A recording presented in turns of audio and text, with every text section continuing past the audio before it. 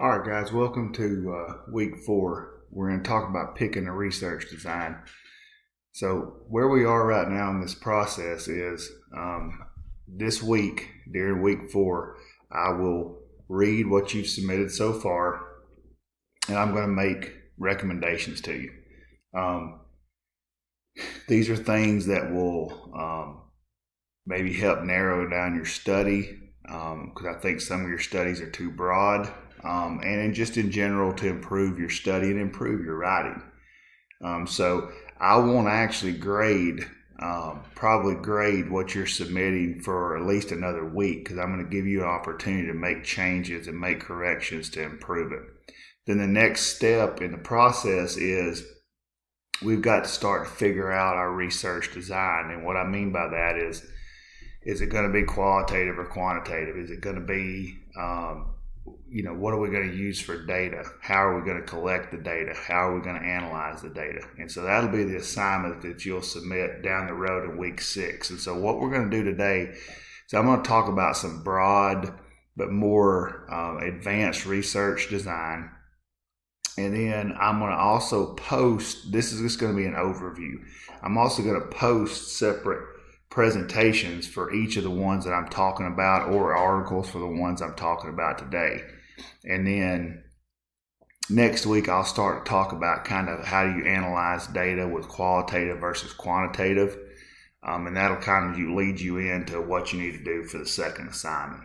So there are a bunch of different ways to collect data. Surveys are very popular. They allow us to be able to get information about a bunch of different things, behaviors, attitude, and it allows us to target a large population. So we can, survey 1,000 people, and my dogs are barking in the background. We can survey 1,000 people and select just certain people we want to study. And surveys make it real feasible to collect data from a large group of people. Surveys, guys, are more applicable with quantitative research. Okay, we'll talk more about how to analyze those in the next week or so. Surveys basically kind of allow us to standardize what we're doing, so we can keep stuff consistent through our whole process collecting data. And understand, survey is the action of collecting the data. What we're looking at creating, for those of you who are going to use this method, is you're going to create a questionnaire that you would be able to put out either through social media, you could do it in person, you could do it over the phone. There's a bunch of different ways that you can do this. Another popular way that I think will fit into what a lot of you guys are looking at is interviews.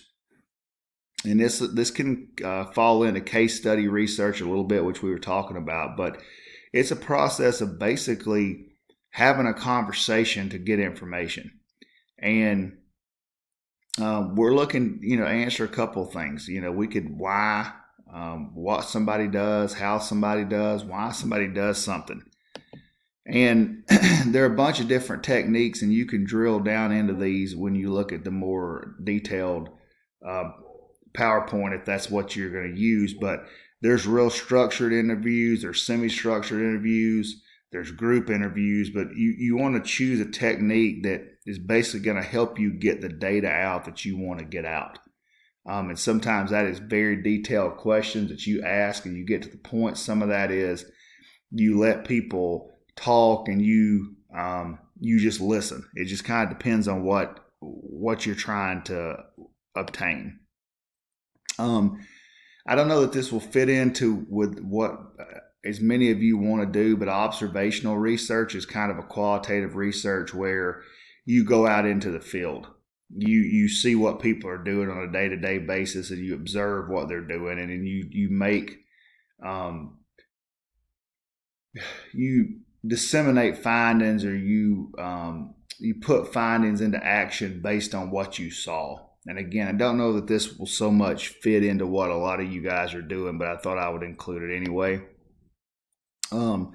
People who are doing, observation or ethnography type research, you go into the field, you're having interactions with these people, you're taking notes.